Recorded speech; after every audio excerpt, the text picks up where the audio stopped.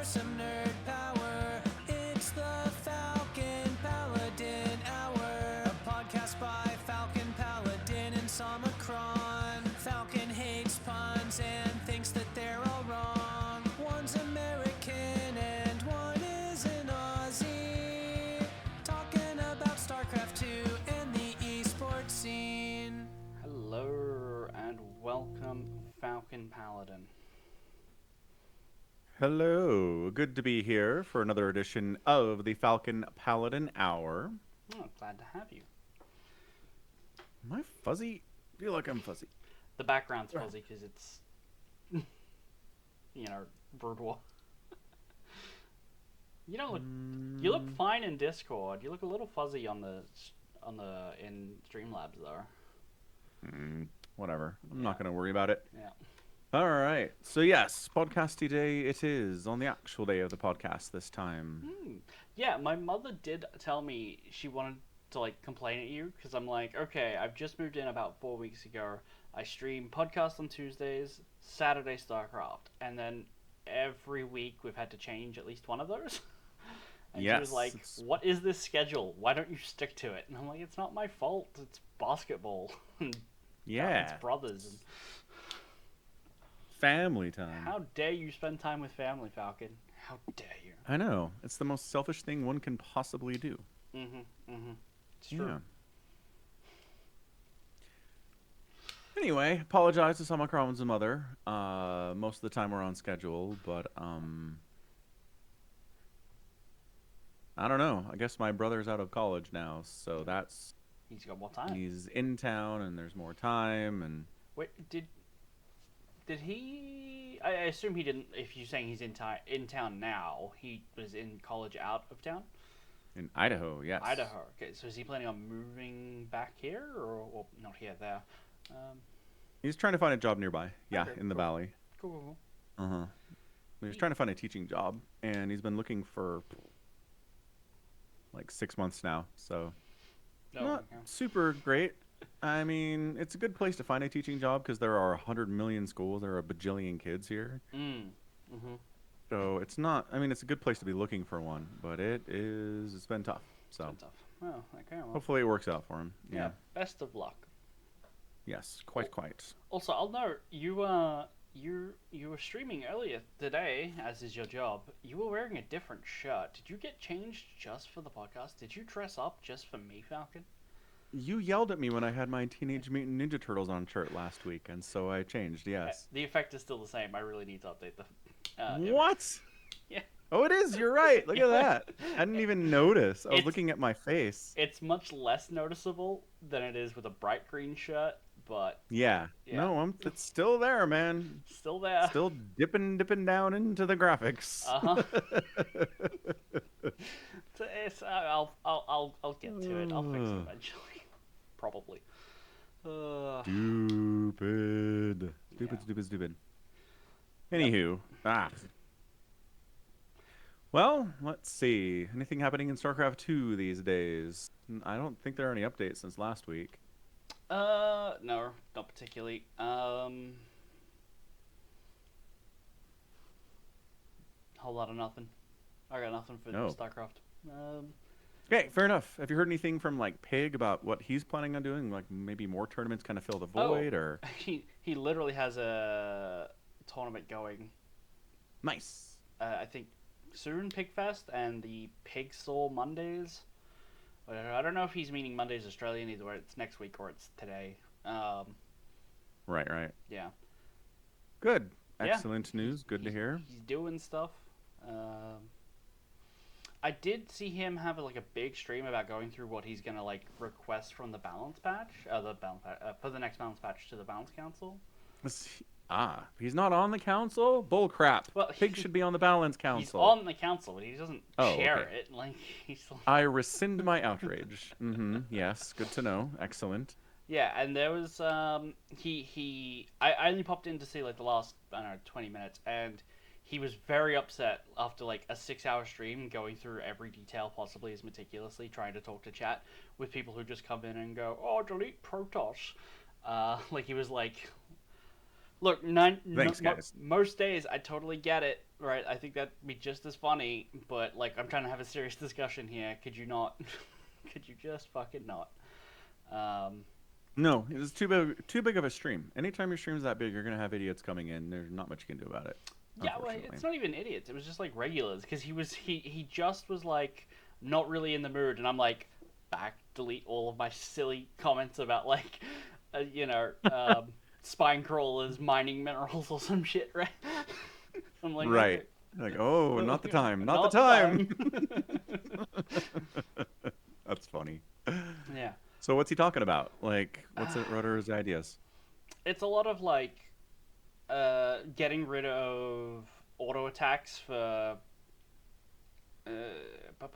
High Templars, being like, every other spellcaster doesn't get it. Vipers don't get it. Why do High Templars? Like, why do Protoss need some buffs by themselves? You know. So his one of his ideas is make it harder for Protoss. Okay, Pig. I think we know where all these ideas came from the last patch. Mystery solved. I think Scarlet was also in there being like, you should also auto unbind, not have gateways auto bind to W, right? Like, and not automatically transfer into warp gates as well. Dude, this answers so many questions. Remember we were like, who are these idiots that are making it harder for Protoss to win? What's going on? We were so confused, and it's like, this explains everything. Scarlet and Pig, got it. This was not Pig saying strip High Templars. It might have been him saying give it to all of them, not just High Templars. Well, ghosts have it, so... Yeah. Okay. Yeah. What about Vipers? Why can't Vipers don't, Infestors don't. I'm just saying, the High Templars are not the only thing that has a basic attack. Right. Yeah. With Spellcaster. No, it's true. I did catch him talking about changing queens so they're not like the main economic unit and also the defend everything unit. Sure. Yeah. He had a big list. I didn't catch all of it.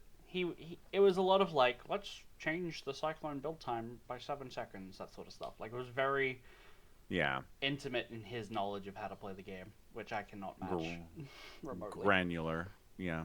Yeah. I mean, it's... Yeah, it's tough. Because, like, if you make queens the not defend everything unit, then, like, you have to buff Zerglings, I guess, and like spore crawlers, and either spore crawlers or like make roaches shoot up. I don't know. Right? Because you need something that shoots up, other than a spore crawler, right? Yeah, it's the initial design of Zerg being like they don't get anything that shoots up until tier 2 except for the queen. So it's like, well, all right, make the queens awesome at shooting up, I guess. Right. Yeah. Yeah. Interesting. All right. Anywho's. That is... Anywho's. all the StarCraft conversation. It is. Can I just say this whole tariffs thing is just like the most whiplashy government story I've ever seen in my entire life? Yeah. I believe that is the general feeling. I did listen to a podcast that had like another take on it. Okay. Where, I don't understand everything, and I take it with a grain of salt. But basically, China had been buying up U.S. debt in the form of like bonds, and then Trump was like tariffs for everyone, especially China, when like they did retaliation, and so they ended up selling a bunch of their like bonds or something, and it lowered the yield so much that America was like going to be insolvent or some shit. I don't understand how that really hurts, but the way it was explained is that a bond is basically a bet on the government's ability to pay back its own debt, and when the yield on that drops low enough, the economy just has no faith that the government will be able to run, let alone pay back these bonds. And because China had been suddenly like selling these or like flooding the markets with them, they dropped, and so that was the reaction to then pause the tariffs, which 2 days later makes it look like whiplash. And it probably is. That is my opinion, because that is all I can see. But there might have been some legitimate reason for doing it, because when you get into a trade war with the person that owns like all of your country's debt, they have weapons. Turns out. Yeah, no, that makes sense. I mean, I've heard that before too, but also I've heard the theory that America and China trade so much that one country collapsing like takes the other one down as well. Like we're super entangled with each other. It's like, so we buy China's stuff, and if we die, who buys China's stuff? And if China dies, then who do they sell to, right? It's like we're each other's biggest economic partner. Anyway, I don't know if that's true. I've just heard that. So I've heard that both China and the U.S. are extraordinarily unwilling to go to war with each other, for example. That's a big part of it. Right. But I don't know. Right. Yeah, it was just fast with China. It was like, we are doing 150% tariffs on China. And it's like, okay. But not on electronics. And it was like, oh, I mean, But why? a lot of it's electronics. Okay, that's weird. And then, no, just kidding, it is electronics. And it's like, what? Are you... what? Like, within 24 hours that happened. And it's like, what is going on? It's an excellent I don't understand question. it. It's an excellent question that I cannot answer. Okay. That's it. Yeah, I don't know. Like, I wonder if they're just doing stuff. Like, okay, so Elon comes from software on some level, and there's this whole methodology in software where it's like, code fast, break stuff, fix the problems, but like, move. Sure. You're gonna have problems doing it this fast, but you gotta make progress somehow. And so the theory is that that's what's going on, is that Doge comes in and Elon's like, do fast things. No time to research what the effects will be, do them. And so then they do them, and stuff breaks, and Americans get sent to El Salvador to die in prison, and they're like, oh, maybe that's fix that problem, right? And I wonder if that's what's happening here. They're like, tariffs on China, and then it's like, oh, big problem. Not on electronics. Oh, that's a big problem too. On electronics. It's just like no one's thinking. No one's thinking at all. It's just, it's reactionary. It's reactionary government, and I mean. I complain about the slow movement of government quite a bit, but I was not asking for this in particular. Right, yeah.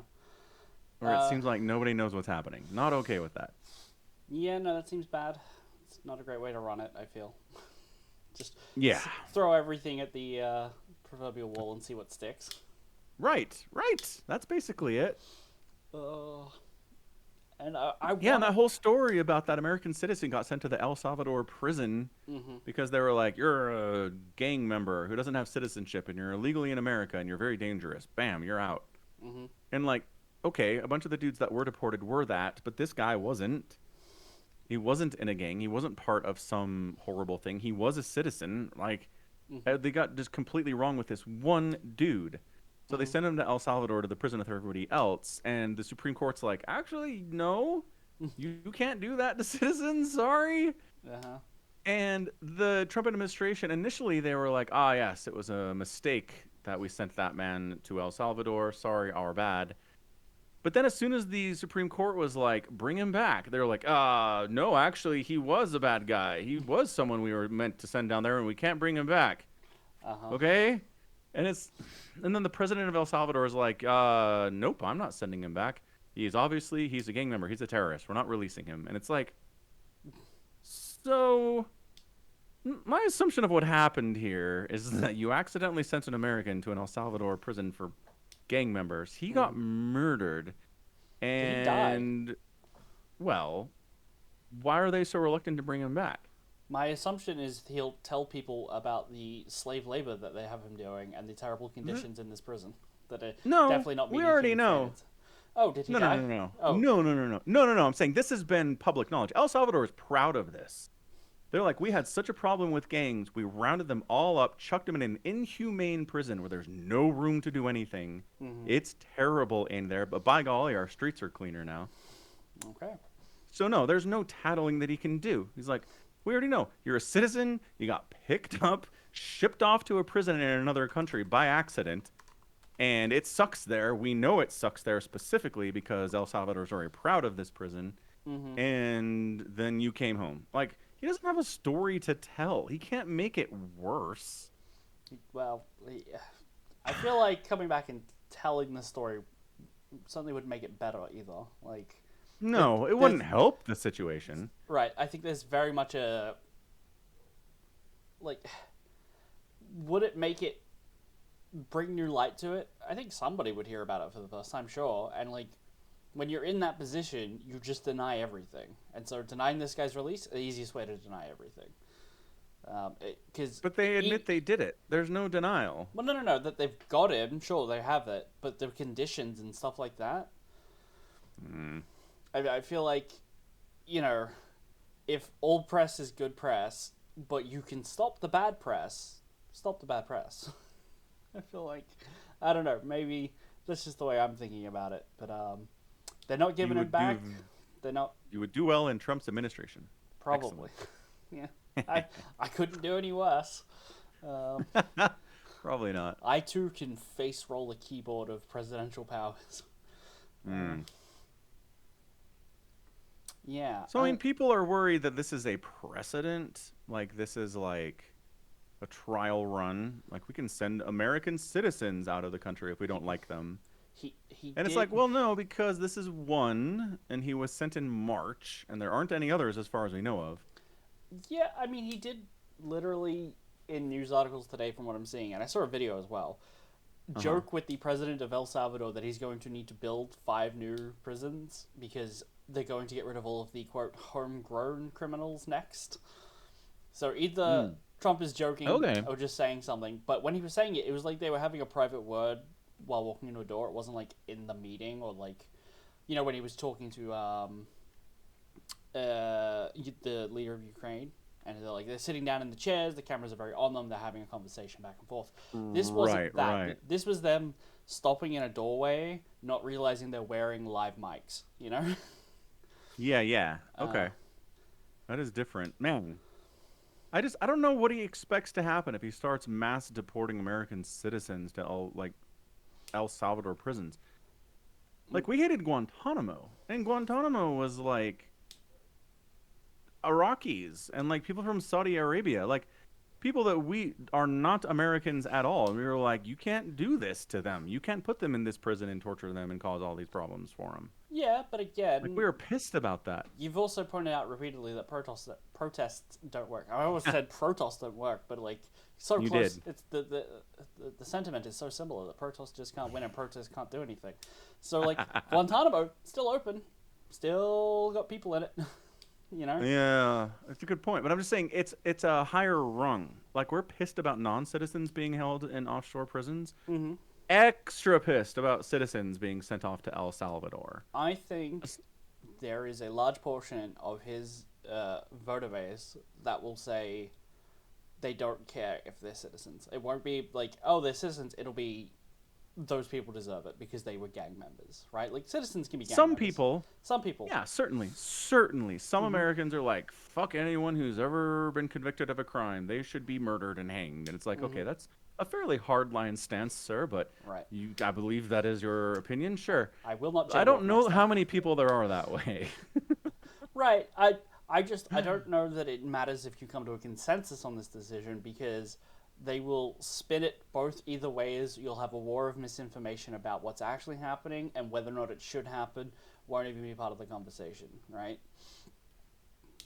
Or if it should happen, whether or not it is happening won't be part of the conversation, If it's I don't know. If it happens, we agree protests do nothing.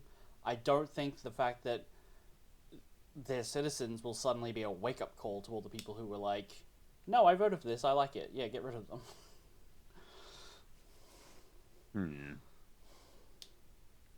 I don't know. I mean, the other thing about this is the Supreme Court said bring him back, and basically the Trump admin's like, no. Mm-hmm. And I don't know what the recourse is after that. Like, I don't know. A foreign nation is refusing to give him, even if Trump was like, okay, let's go and get him. El Salvador's president is my buddy. They've already said no. It's like, okay, well, I tried. It's like, what do you do from there?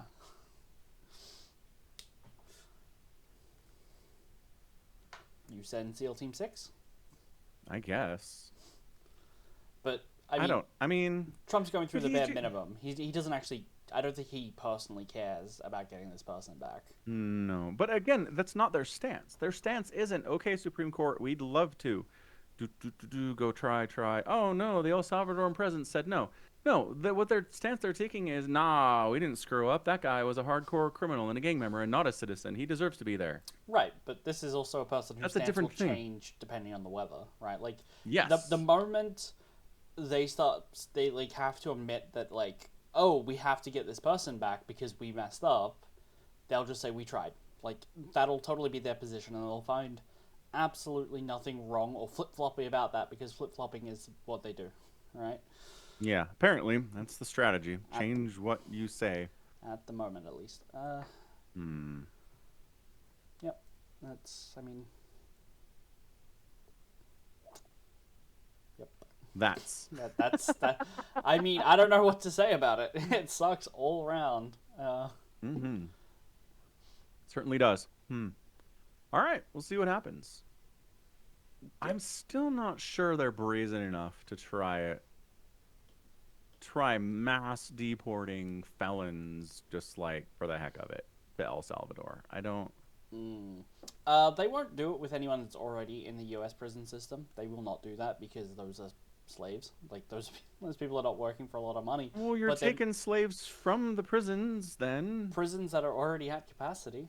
You would need to build a lot of new infrastructure to house, a substantial boost in prison population, right? I don't know how many people are running around guilty of felonious activities. Well, we're not even talking about people who are guilty. You don't have to be guilty of anything. That's what this shows. Well, if it's an accident, right? Like, I don't know if they're willing to be like, person on the street, we know you've committed a crime. To El Salvador with you. I don't know. It's not even about we know you committed a crime. It's we think you fit the bill of someone who did, right? Yeah, same thing. Sure. No, not the same thing. Irrelevant if you're not going to prove it. Sure. Yeah. But like, I don't know, rocking up on the street and saying we think you did a crime is not the same as you did a crime. Right. But it doesn't matter. Like, coming up to somebody and saying, we're sending you to El Salvador, you did a crime, versus we're sending you to El Salvador, no other context. It's the same thing. You end up in El Salvador. Congratulations. True. Yeah, that's all I'm saying. It's irrelevant. So, yes, fine. They don't have to. Yeah, I guess we'll see. Yeah, We'll see how things go. Yeah, someone wished to live in interesting times, and I wish to punch them. Indeed. Ugh. All right, do we move on to the Warhammer? We can. I was going to ask you if you are watching The Last of Us Season 2, which has started. I am not. I had a discussion with myself. Oh? And here's what I found out. Yeah. I like The Last of Us, because The Last of Us is terrible things and bad people and zombies and death and destruction and horror. Uh-huh. There's also a lot of, good part of humanity built into the story. You meet people who are good. You have the giraffe moment. You have, you meet people. Like in the TV show, they have the Bill and... Oh, what's the other dude's name episode? Ted. Bill and Ted. No, but you know what I'm talking about. I know exactly Nick what you're talking about. Yeah. Yeah, that episode's in there. But with The Last of Us Part 2, it's just like vengeance and revenge are bad, and a lot of people are gonna die. There's the initial fun stuff in Jackson, where it's like, hey, we've set up a society in Jackson, Wyoming, and we keep the zombies out, and we've got electricity, and we're teaching our kids math and stuff. Like, we've kind of recovered society a little bit here. It's great. Mm-hmm. But then as soon as Ellie leaves, it's like everything sucks for the whole rest of the time. Does it help to know that they're splitting? There'll be a third season, so there might be some more, happy fun times in the middle. If they want to inject some happy fun times into the story, that'd be nice. Yeah, well, I mean, you'd have to watch to know. No, I can listen to other people who've watched and they can tell me. Because seriously, the game is it is just murder upon murder upon murder. Here's another group of horrible people. Mm-hmm. You're killing dogs now. It's just and then the the ending is just like, oh my gosh, I hate everyone. There's no good peoples here. No, sir. Yeah, so just, I don't want to replay the game. I don't want to watch the show. But you watched season 1. You don't Yes. feel the need to finish this story? I played the game. I played it once. But what if Pedro Pascal wears a mask for the rest of the episode season? What are you talking about? Pedro Pascal, come on. He's going to be in it, but he's not going to have a helmet. You'll get to see his face. It'll be great. Yeah. What could go wrong? For at least one more episode. Well, maybe 2. That's what I said. At least. Okay, so you're not going to watch it. All right. No. Okay. No, but if you're watching it and it's like, holy crap, they're adding fun stuff. They're adding carnival rides to this story. I'm like, all right, I'll give it a shot. Okay. Yeah, okay. Because really, again, the story of Last of Us Part 2 is revenge is bad and destroys everyone who pursues it. That's it. There's no and there's redeeming qualities in people at all. At all. Not a single one. It's like, and the other one is, who you think is a monster is actually just a person who's done terrible things. That's the other one. Like, they have Abby come in and beat Joel to death with a golf club, and you're like, holy shit, fuck this person. And then it's like, but look, Abby had a dad, and she loved him, and he loved her, and she had a puppy dog, and she has a boyfriend, and she helps kids, and it's like, okay, fine. And then you have Ellie murder like 800,000 people through Last of Us Part 2, and it's like, this is Ellie. This is the person you like. This is the character you know, and look at all this horrible shit we made you do as her. And they're the same. They're both kind of started off as inherently good people who did horrible, terrible, unforgivable things. Thank you for playing our game. That will be $60. And you don't feel that in the current political climate, maybe a little perspective that we're all the same, we're all just people, might be useful to everyone at the minute? Sure. No, look, if you have not experienced the story of Last of Us Part 2, go for it. I'm not telling people not to watch the show. I'm just saying, I've done this. I've done my time. You don't need to go to the cinematic version of El Salvador. No, and I've said this more than once. I played The Last of Us Part 2 the week it came out. I bought a PlayStation 5 for it, and every time I've talked about it since, I've said, I did not have fun playing that game. It is an excellent game. It is well crafted and extremely good, but it is not fun in any sense. Yeah. Fair. So if you want to watch it, great. Here's the thing, I might. What streaming service is it on in America? HBO. HBO Max, or just Max, whatever they're calling it. Whatever, it's just Max now. Yeah. I know this because I've been seeing advertising for Max AU. Max is now available in Australia as of this week. It's a miracle. It Wow. is. But Yeah. they're fucking idiots. They're advertising with, hey, Max out now. Come watch Game of Thrones. What? Boo. He's like, you've heard about how this show ended super poorly over the last 10 years, right? Yep. Yeah. And it's like, that's awesome. I recognize those clips. Now I'm not going to go watch that again. It's a very flawed strategy on their part. They should do Chernobyl. They should do, there's so much other good stuff on HBO. They have 3 ads that I've seen. One is Game of Thrones. One is House of the Dragon, which is Game of Thrones. And the other one is Harry Potter and the Deathly Hallows Part 2. That's weird, man. That is the catalog in which they're advertising with to try and get Australians to watch. Yeah. Sure, I guess.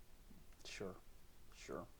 Come watch the culmination of an 8-movie series based on a 7-part book series that wrapped up in 2010? Yep. Yeah. 2012. Incredible. 2011, Yeah.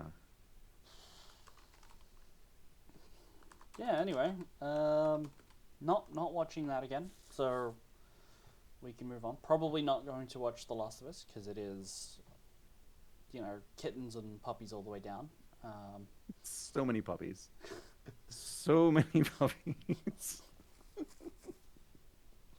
Dude, that's the worst trick the game pulls. Killing puppies? You play as Ellie. Yeah. And you're like trying to track down Abby. She's part of this Firefly group, right? Mm-hmm. And they've got attack dogs. So these attack dogs come after you, and so you knife them in the throat, as you do to everything that tries to kill you. Mm-hmm. You're killing these dogs. And then later you're playing as Abby, and it's a flashback to her like playing fetch with the same fucking dogs. It is the worst. It's the worst. Mm-hmm. Mm-hmm. I believe Yeah, because they're just cuddly puppies. They never want to hurt anyone. Of course not. They tried to rip Ellie's throat out, but they're with people they like. They're perfectly fine puppies. I mean, that is, from my understanding, true of all attack dogs. Yeah. There's someone who grew up in, not grew up with them, but like raised these dogs and and trained them and cared for them. They're not angry all the time. Attack dogs, it turns out. Nope. Turns out. Yeah. Turns out we're all just people and big puppies on the inside. And how? All right. Should we move on from The Last of Us? Should move on from The Last of Us Part 2. Yeah. Yes. Did we talk about it on the Pod Reacher? Or was that just something else we talked about? You said you had... We talked about it on stream. You had like one episode left? Yeah, I haven't gotten to it yet. Okay. But I just want to say, I talked about this already, but I love it in Reacher Season 2. Mm-hmm. Reacher as a character is like 6'9", ginormous, 275 pounds, big dude. Mm-hmm. Biggest dude in every room he's ever in. Like, big and strong, and he can beat anybody up. Mm-hmm. And then in Season 3, they're like, we found this like 7-foot Swedish actor who's a bodybuilder. He's ginormous. Mm-hmm. He makes Reacher look like a regular person next to him, and we're going to put him in this season of Reacher. Brilliant. It is a brilliant maneuver, and I appreciate it a lot. That's all. People should be watching Reacher. It's great. There's always a bigger fish. There's always a bigger fish. Mm-hmm. Yes. Yep. Do they fight? All right, or are they that's on the same Reacher. Team? Are they on the same team, or do they fight? No. Well, they're ostensibly on the same team, but they hate each other. Oh, okay. So it's Vin Diesel. Because like Reacher's threatened by this big dude, right? And Yep. the big dude's like, "You're big enough that maybe you're a threat to me, right?" So Reacher tries to punch him. Mm-hmm. Nothing happens. It's great.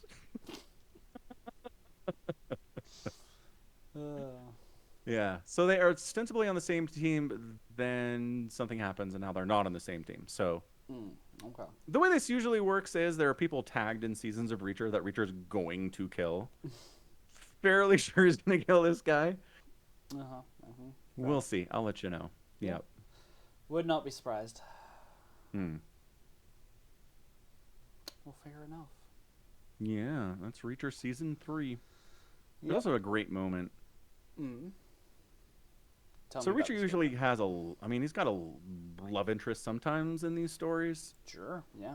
Nothing really lasts, but like, whatever. Mm-hmm.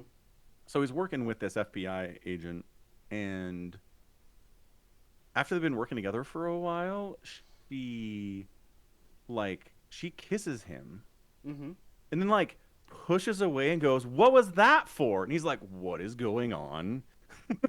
Hold on. What is happening? She kisses him and then is like, "What was that for?" And then he goes, "You kissed me." And she's like, "I don't have time for this. I'm not getting entangled with somebody I work with right now." And he's like, What? You are crazy. It's very funny. She's like, "This is not happening between us." And he's like, "I know. What are you talking about?" Okay. Just made me laugh a lot. Yeah. Sure. Sounds like a very funny We can scene. move on. I like it. Yes. So it is a new season of anime. It is. I am not going to read you all of the shitty titles for Thank you. crappy isekai. We would be here for the rest of the podcast. It's probably true. I don't even know which shows coming out are supposed to be the good ones, right? Like, I've tried a couple of the bad ones and gone, not watching this, couldn't even get through the first episode because it's just awful. But what I will say, the only thing of note that I think of at the moment is Fire Force Season 3 is starting. Oh, holy crap, that's back? Yeah, Fire Force is back. Season 1 was like 2018. pre-COVID. I swear it's pre-COVID. It's been so long. Fire Force.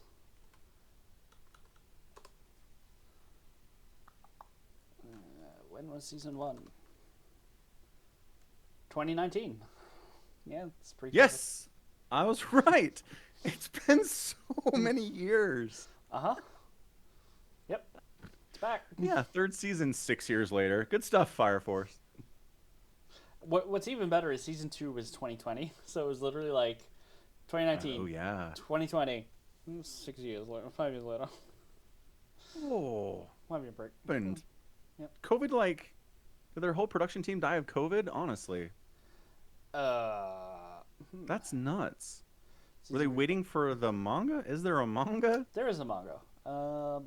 That's an excellent question. I should see if the manga is finished or not. Yeah, the manga's finished. Original run says it ended in 2022. So that's after Maybe they were season waiting 2. Yeah. Yeah, so maybe they were waiting for it, but that's even 2 years ago now. So, Yep. Maybe it took them 2 years. Yeah, maybe. I assume they did. Waited for the end of the manga, and then took 2 years to do it, and then bam, we're here. Yeah. I don't know. It's not my favorite. It's a little too fan servicey on the fan service scale of the animes. It's just a bit. Just a bit. Yeah, right. There's definitely worse out there. 100%. But I don't know if like the story's compelling enough Okay. that I'm like, sure, let's hop back into that world. I just really enjoyed the animation. So. Animation's good. The world build concept is pretty good too. Mm-hmm. I'm okay with it. Yeah. You gotta find the out whole thing about our main character dying with the house. His parents died in the house fire, and the demon, and the. You need to learn. I don't know if I care about that all that much. You need to figure out what the secret to human combustion is, Falcon. There's also that. Yeah. Mm-hmm. I don't know that I do.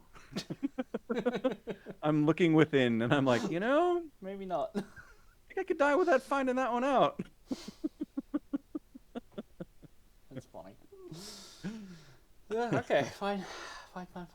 You don't have to watch it. Anything you're looking into? Any absolutely terrible isekais? Oh, you want to know? You want to know what the terrible isekais? No. Just name one you're gonna watch. I'm gonna name two. Mm-hmm. One is called The Unaware Atelier Meister. I could not finish the first episode. Okay. It is just chock full of like dumb protagonist shit where he's like, I don't understand how the world works. I was in a party with a bunch of S-rank heroes and they kicked me out for not pulling my own weight because I can't fight. But also I can mine 7 kilometers into a mountainside in an afternoon and fill it back in because he's looking for orichalcum, and it's such dumb shit where the character just doesn't know the normal standards of like how to do things. He's like, oh, I can't get my guild membership card because I can't do my aptitude test today. I'll have to try and find some way to make money this afternoon. I'll get a job fixing the walls of this town because like they give those jobs like general laboring jobs, and he fixes like the entire north side in a day, and it's like the foreman had to come to him and be like, look, you have to go home. These are jobs for like the underclass of society. You're taking all their work here, and hands him like a big bag of gold coins, and he goes, oh, okay. He's just paying me off to leave because I'm so bad at my job. And it's like, no, you fucking understand how the world works just a tiny little bit. Like, have the tiniest amount of common sense, please. Yeah. So there's that. Not gonna watch that. That really pissed me off. The one I am gonna watch is called The Gorilla God's Go-To Girl. Okay. So everyone gets like a patron animal god, and she gets stuck with the gorilla god, which makes her really strong. Sure. That's all there is to it. I've only seen the first episode. It's about like okay. She doesn't know that gorillas can run up to 40 kilometers an hour. So in a sprint test, she runs right through a wall. Awesome. It's great. There's a lot of like spirit, like having a giant gorilla in spirit behind her while she does stuff, and him just being like her, and like flexing and stuff. It's very funny. Okay, that's funny. Yeah, so that's my. It's not an isekai. It's just fantasy trash. That's my fantasy trash recommendation for this season. Gotcha. Yeah, that's funny. So, are there other characters who are like avatars of other animal gods? Yeah, like a lot of people get birds and that gives them like wings and stuff, or nice. That's moles cool. that lets them see in the dark. You know, dig real good. Dig real good. Yep. Like our previous isekai. Yes. So maybe he's a patron of the mole god. Maybe. The weird thing is you don't get to pick. It's like you draw a card out of like a deck or something, and it's like it's also doubly strange because when she like talks to like the priest or whatever who's like running the test or ceremony, it's like I got gorilla, and he's like, oh, that's super rare, and it's like, but is it? There were like 10 cards there to pick from. How is that rare? It's not a 60 card deck here we're talking. No. Yeah. Maybe they're magic cards that get imbued with, like, no matter which one you pick, the god chooses to be in that card when you pick it. Still. So it doesn't matter how many cards there are. It could be just one. They could be one, yeah. Well, I assume they have to have enough for each student, and then they just have them all together. And each student picks the card. You know, like a Fast and the Furious, and like, you don't pick the car picks the driver. No, that's Transformers. Right. Yeah. Sure, works for me. Anyway, that's I don't want to go too far into it because all the rest seemed like real trash, real bad. If like awful. Anyway, Warhammer. Should we talk about Warhammer? Yeah. Another Ciaphas Cain novel, The Traitor's Hand. The Traitor's Hand. Yeah. Yes, quite. So, how did you feel about the third Ciaphas Cain book? Getting kind of sick of Amberly's footnotes, as well as her being like, Ciaphas Cain didn't give enough context for the story. Like, the more I'm reading this, the more I'm like, I think he's doing fine. I don't care about what was happening in space during this story. All I want to know is what Ciaphas Cain was doing, and that was a cool enough story for me. I skipped a couple. She's like, really? Here's some more boring exposition of stuff that happened in space. And I'm like, don't care. Moving on. Back to Cain, please. You can't skip them. They're so good. They're not. They have no context. It never is like, and then this context became applicable to Ciaphas Cain's story. No, it didn't. It doesn't. Not at all. It never. No, not once. It never does. So, like, why are we doing this? Because they're just as fun in their own way to, like, mix up the writing and have other people... Like, Cain is only super interested in what Cain's doing, but also the guy who just cares about this one specific type of starship, you know? He's gonna relate all of the history about this one kind of fighter, you know? That's true. It's fun. That is They're true. palate cleansers. That's what they are. Narratively speaking, they're just palate cleansers. Yeah, it would be more palate cleansing if she didn't keep having Sulla's writings in there, which she admits is terrible and apologizes for every time, and it is bad. Mm-hmm. I think she even specifically one time says, I apologize again for Sulla's assault on Low Gothic in this. I really like there's one of the footnotes in this one where she goes, there's a footnote here from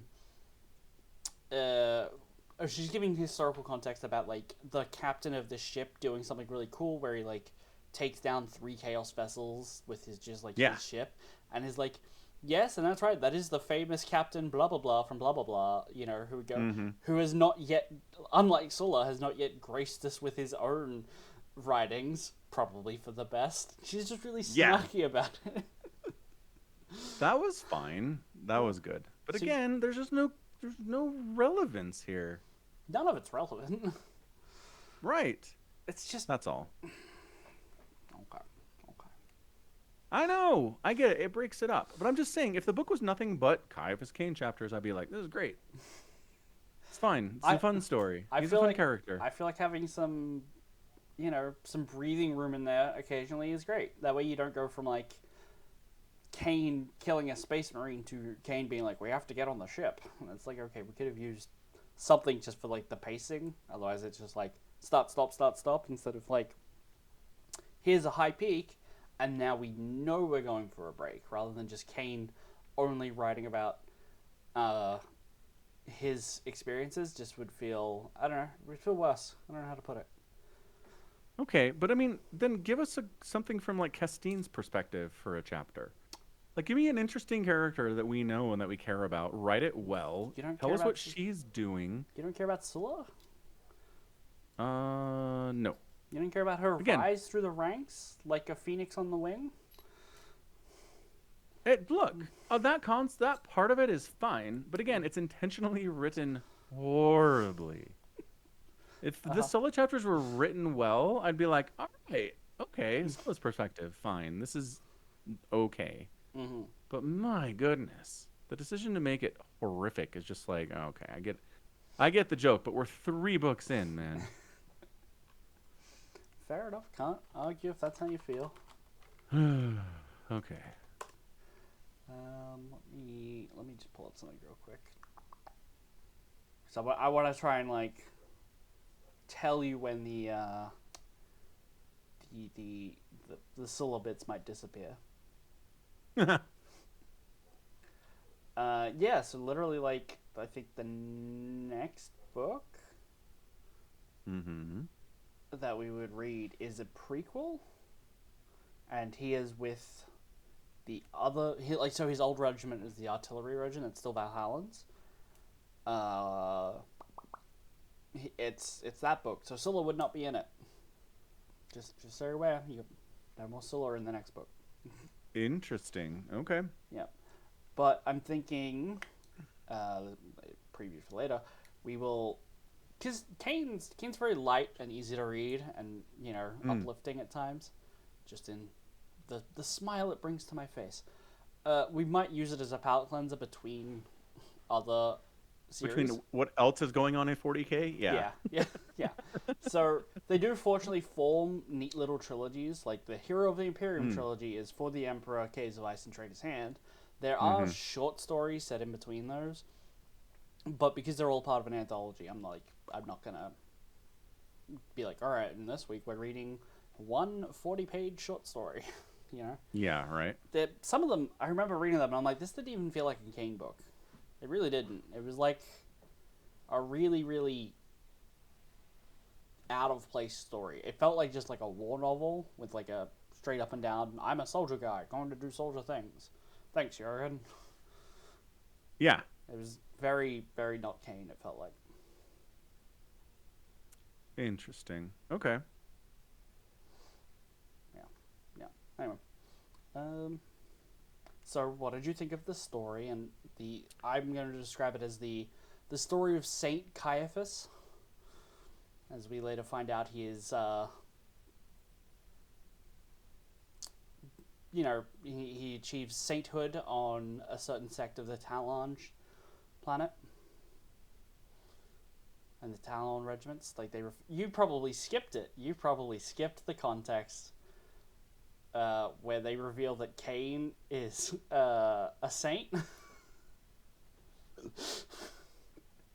That's a flip, man. Okay, so it was. I think you know how Ambly starts off all of the chapters with like a quote that Cain uses from his days in school. One of them is attributed to the Book of Cain, which she then puts as a footnote. Cain didn't use this one, but after the events, I felt it was worth to include that Cain was later ordained as like a saint on Talon with the Talon regiment. They like recognize him as a saint of the Emperor. Cain does not know this. He's not aware of it. Ambly's like, it would have horrified him if he found out, which is why I think it's so funny to use it. But yeah, that is pretty good. Yeah, so Cain might literally be a saint in 40K, Saint Cain. I mean, kind of deserves it considering all this stuff he's done in 3 books already. Yeah. Yeah. I mean, fair. Like the Talon dudes were there when he basically banished a demon back to the warp. Like that alone is probably enough to get you sainthood with them. Probably. I mean, Jurgen was there, and he's not like, let's christen Saint Jurgen as well. Jurgen, Yeah, but nobody likes Jurgen because he's a blank and he Right. has poor personal hygiene. but if the blank wasn't there, Cain couldn't have done his thing. He couldn't have killed the demon. He couldn't have killed I anyone. agree. I'm just saying, you don't saint people you don't like. You inherently don't like Jurgen for more than one reason. They weren't going to saint Jurgen. They should have sainted Jurgen. Again, not disagreeing. Should have. I'm just telling you how humans work, is all. Yep, okay. Yeah, I'm just saying, if you were in a room with Jurgen, you wouldn't be like, this guy, right? Right. Right. Okay, glad we agree. Yep. I just want to say, my main takeaway from this book is that melta-cannons are OP as hell. Yep. You can one-shot a friggin' space marine with them. Yep. You can kill a demon with them. It takes 2 hits. It takes 2 hits on a demon. And you have to have a blank around. And you have to have a But blank still, 2 hits. Yeah. Yeah, meltas are really powerful. Yep. I mean, I played with a Melta in Space Marine too. I Uh-huh. didn't feel like they were that good. I never one-shot any friggin' Chaos Space Marines with them, I can tell you that much. You might be able to in Space Marine 2. Not a one-shot.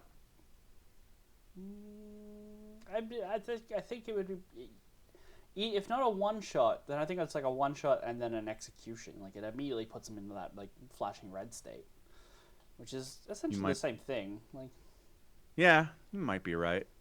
I'm trying to remember. Definitely like the weaker ones. But in Space Marine 2, it also works more like a shotgun, where it's like, Yeah. oh, there's a horde of Tyranids running at me, blam, and then you like melt 5 of them at once. Yeah, and the range is short, but Yeah. it's effective. Yeah. The range is still short in this. Honestly, Yes. that Melta, MVP of the entire book. It's like helping them break into cultist lairs and find secret runes and kill space marines and demons. Like, Yeah. Seriously. Yeah. Yeah, I mean, Cain would be dead like a really long time ago if Jurgen didn't exist. Mm-hmm. Yep. That's all. It's true. And okay, that I just had this thought too. It's like, okay, so it's funny because Jurgen is a blank, so everyone is feeling uneasy around him and just like inherently doesn't like him. But we're gonna give him poor hygiene so that people think it's just that. Right. That's why they're repelled by this guy. But also, it's a decision by the author too to be like, we can't make Jurgen too perfect. Right? Because he is super great at his job and is like you said, like the hero of a lot of these stories, maybe more than Cain is a lot of the time. Yep.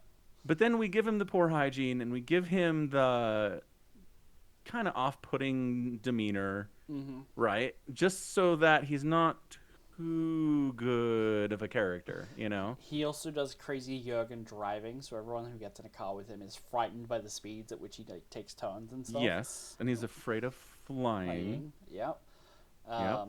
What else does Jurgen do that like is off-putting? He friggin' has a million cargo pockets on his clothes and like just stuffs food in there. And there's a couple times where he's like, I got a sandwich for you, Commissar. And he's like, please don't find it. Like, he's digging through his pockets and he's like, thankfully, Jurgen did not find the sandwich down there. Who knows when he pocketed it, Yeah. But he's always has the tea. He's always has the tea for Commissar, which nobody else drinks, by the way. All of the Valhallans do, but whenever, like, Cain is in a position to be like, I'm going to get tea, it's because he's with, like, the Lord General, and they're not Valhallans, so they don't drink it. Right. So it's just for him. Yeah. But, like, in theory, I think there are other books with Valhallan regiments where the tea that they brew is, like, a throwback to World War I tanks, where there was, like, the English brewing tea in their tanks, and, like, so the Valhallans brew tea in their tank, And, like, they're all drinking it,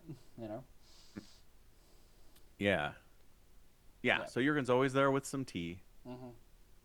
Yep. Yep.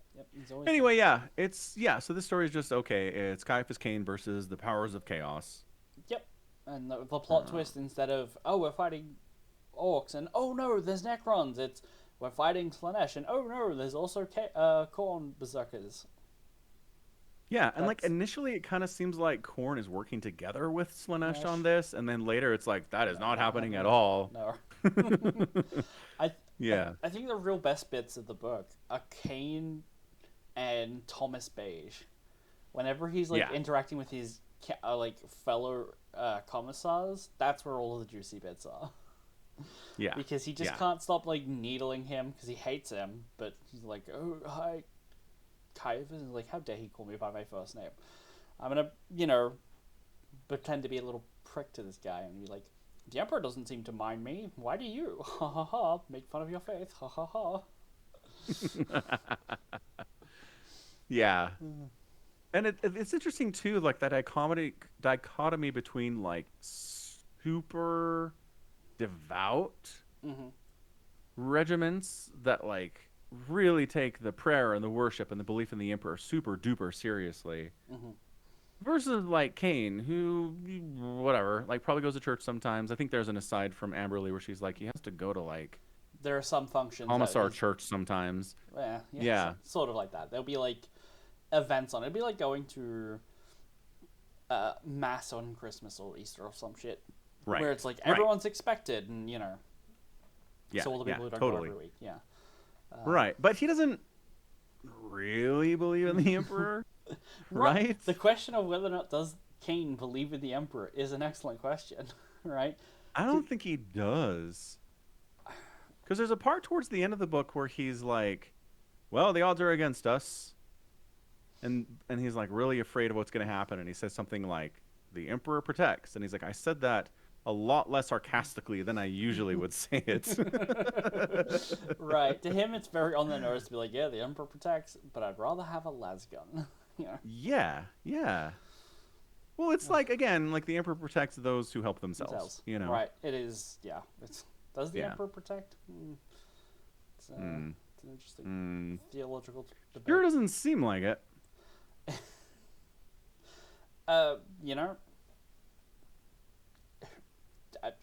God works in mysterious ways. If it seemed like it, faith would be easy. I know, but like even when the Big E was at the height of his powers, he couldn't affect miracles anywhere outside of his immediate vicinity, right? He's doing crazy shit with stuff that's right here. But I can't remember any stories where it was like, and then he cured an entire planet of their plague 8,000 light years away. You know what I mean? Right, but that's God working in mysterious ways. It's and like it is entirely a comment on faith that like acts of miracles will be attributed to him whether or not he was responsible or not. So like if there was a city or a planet 8,000 miles away from the Emperor, and it did suddenly find a cure for their plague, or their plague problem went away, it'd be like, yes, well, we all prayed, therefore the God Emperor did it, I know, but there's nothing in the... Again, I haven't read every Warhammer book. No. But from what I've read in the Heresy, it sure seems like the Emperor never did anything like that. Every crazy, crazy powerful thing he did was always with the immediate vicinity, and the effect. But he never projects it at all. Isn't the ability to command entire worlds godlike in itself, Falcon? To command the Imperium from a distance is the same as doing magic. They're on the same scale. The Prime Minister of Australia can command the entire country. Isn't that godhood in and of itself? That's an entirely different scale. It's entirely different in scale. Okay, so at what point does it become impressive? When it's the entire galaxy. When it's quadrillions of people. Okay, so if it's only one sector of the galaxy, meh. But once it's the whole galaxy, then we're getting somewhere. When he is on Terra and the entire galaxy worships him as the God Emperor, and that, there's some fluff and some pomp and circumstance that has to go with it, of course, but he's still doing it. No, they only worship him as the God Emperor after he gets entombed on the throne. Ooh, kind of. There's no, there are pockets of belief, but it's not wildly hailed and openly hailed as the Emperor until way after. Until way after he dies, yes. Yeah. Yes. Well, dies. Yeah. That's a whole question for another time. Oh, it is. Yeah, so again, it's a fine book.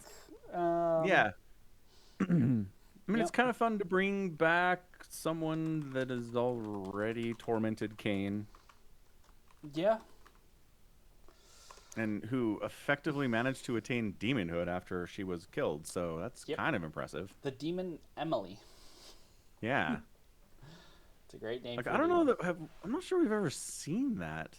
A human Like, raised someone's a a demon. human Yeah. and then just is like so good at chaos and shit that after they pass on, yeah, and the other side, they're like, you rock at this. Here, have some demonhood.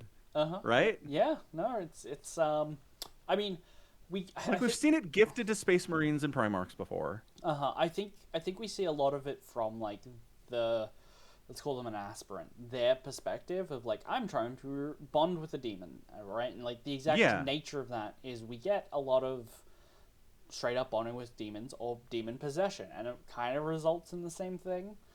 But Emily, Not we don't, exactly, though. not exactly, but like from our perspective, Emily, we don't know how she got where she is. Like Cain stopped her in like kind of in the middle of a demon ritual and killed her, and maybe like he describes her as a demon host. So maybe the demon that possessed her was just like, yeah, I'm gonna keep you around. That was fun.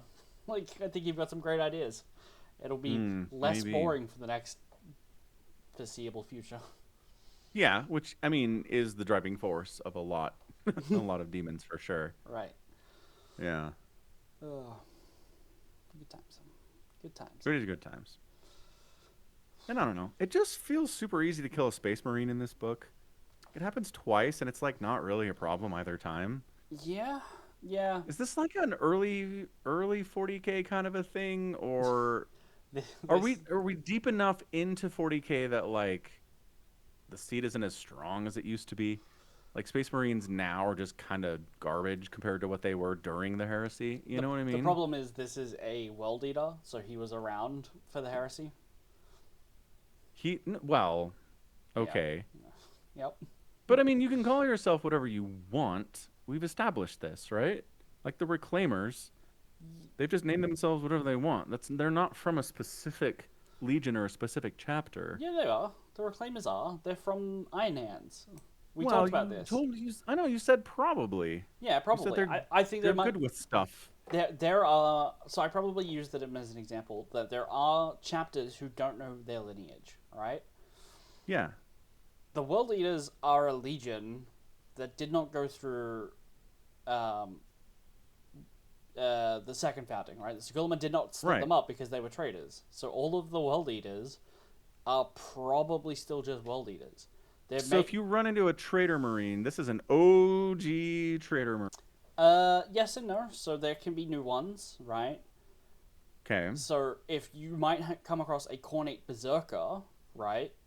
Yeah. Who might have been a Ultramarine from today that went a little bloodlusty, and they're just a Cornate Berserker. But a World Eater is a World Eater. They had to be around when the World Eaters were like capable of making World Eaters. Right. And they do make a specific point of saying they don't retrieve the gene seed from one of their fallen buddies at the final fight. Yeah, because they're just bloodlusty, crazy monsters. Because they're World Eaters. Yeah.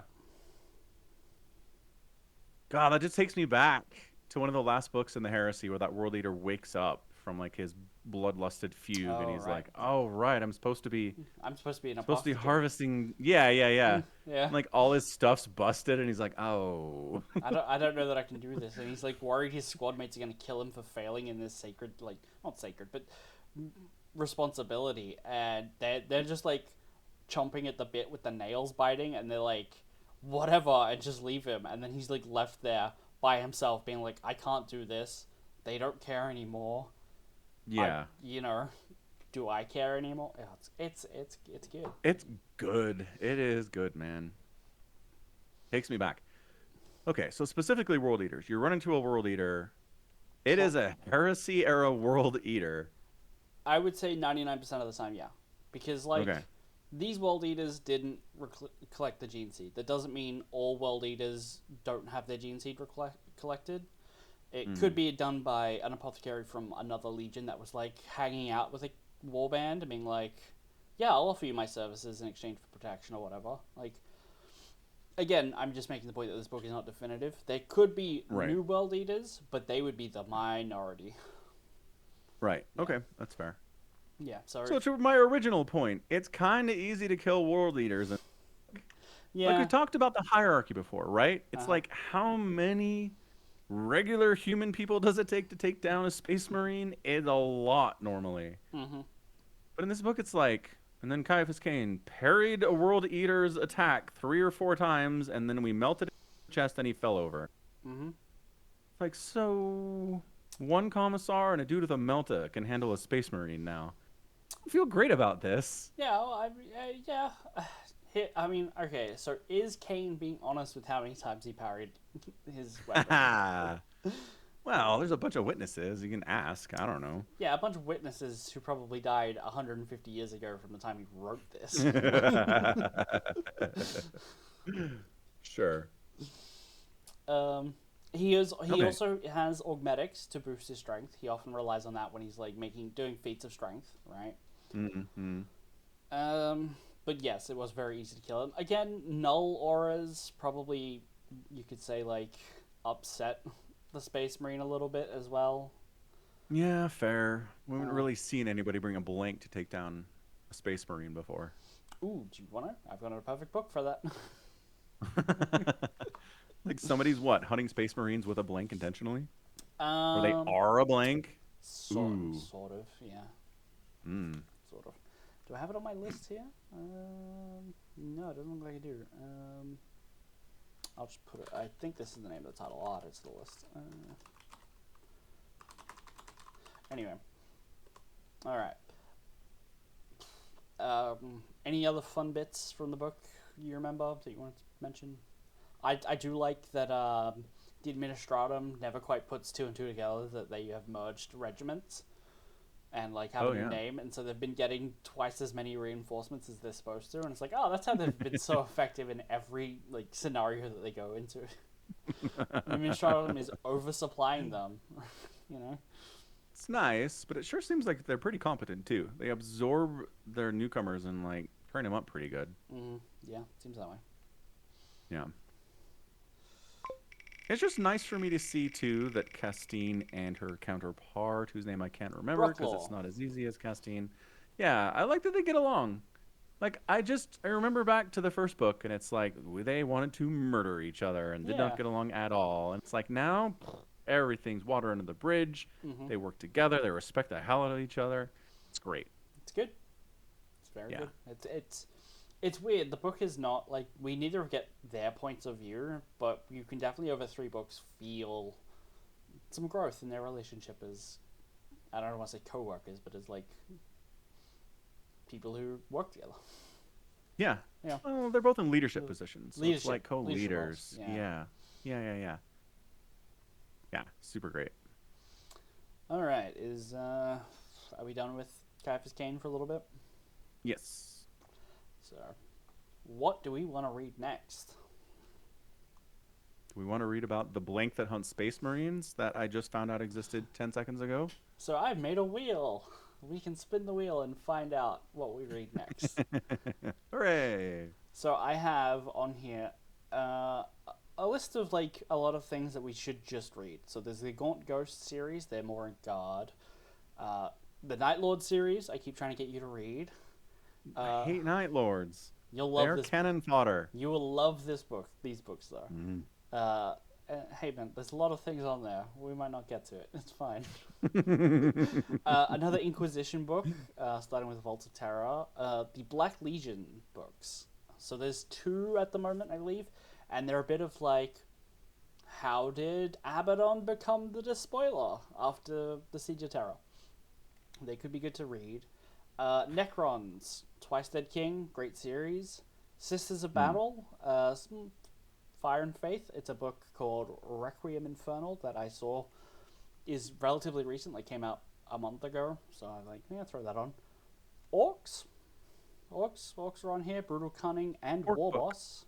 So there's two orc books. Ooh. Ooh. Some Mechanicus stuff. Priest of Mars, 3-book series, very good. Graham McNeil, who you like. And then Lion, Son of the Forest. I'm putting that on there as like, what's the next like big update to the world? And that's the book where the lion comes back that you should read. So that's on there. And Shadow of the Throne. I think that's what the book is called. The Throne.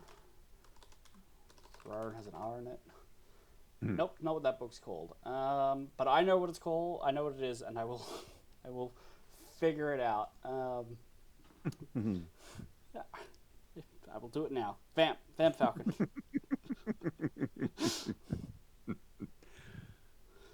Yeah. So Primarch's coming back. I just wonder if they're going to bring back other Primarchs, I guess. I think they're planning on it at this point because 2 are already back. That's true. 2 are back. Who would you like to see come back? Oh. What's the name of this fucking book? I mean, the ones that are alive. Yeah. I mean, you know which ones are alive, right? I think so. Not Ferrus Again, I Manus. still haven't read the story where Brute, like, gets sort of murdered. You have.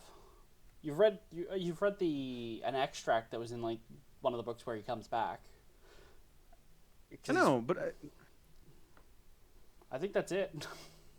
I know. I'm just saying there should be more to it than like, and then somebody cut his throat and he was in stasis for a long time. Don't worry about it. Then he came back 10,000 years later. Okay, so you want to read the books where he comes back?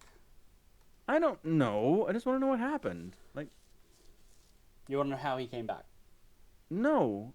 You want How, like, he goes from showing up too late to save Terra to being in stasis for 10,000 years. Fulgrim cut his throat. You know this. Like, I don't know which bit you want to. What book you? Like what? It's like Fulgrim apparates in his room one day and goes, No. "Ha!" Aha, that's very Fulgrim. No. Yeah. But we've read the book where he's like, I'm commanding a war fleet, and we found a bunch of Emperor's children, including their flagship, which should have Fulgrim on it, and he's like boarding it, and he has a bunch of his sons, and he goes to this like Colosseum that Fulgrim used to like hold court in or whatever, and then he gets his throat cut because he can't kill Snake Fulgrim, and he gets teleported out, and they put him in stasis. Like, we read that. I don't remember that at all. We read it like 2 years ago. I don't doubt you. Yeah, fair. Probably more. Maybe I didn't have the context for it, and so I just like don't remember it. You were like, okay, a military commander does military fight, goes badly. Like, who is this Robute?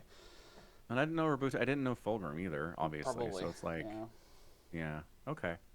Okay, so fair. The book all right. that I was thinking of was called Watchers of the Throne, The Emperor's Legion. So okay, it's the start of some of these are the start of the series. So if it's a single book, we'll do it. Then we'll spin the wheel again, and then we'll until we get a series, and then in between series, maybe as palate cleanses, Ciaphas game books. That's the plan. Got it. Okay. All right, spin the wheel.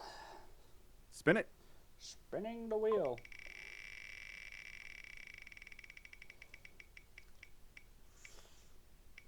Oh, it's Orc. Orc War Boss. War Boss. The book is called War Boss. Okay. I'm hiding that choice for next time. How old is that one? Can I library it, do you think? It's not very old. Would be my guess. Okay. Let me have a look, see what Audible says.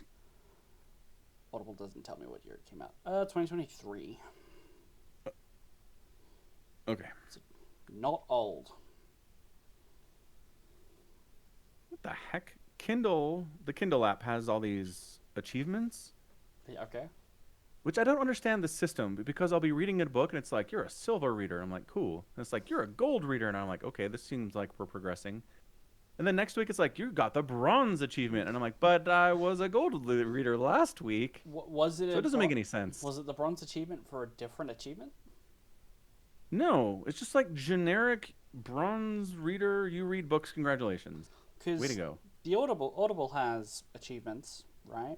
Yeah. Like badges, and you can start at like a bronze level and go to silver and then gold and then Yeah.